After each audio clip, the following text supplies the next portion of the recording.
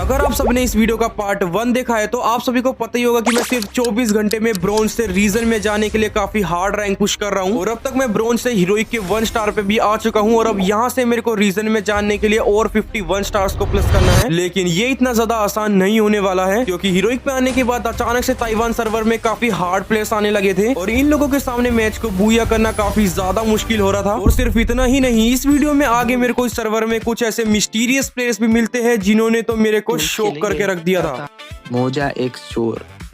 Bro यार, big fan bro. And देखने वाली बात ये रहेगी क्या मेरे 24 घंटे खत्म होते होते मैं रीजन में आ भी पाऊंगा।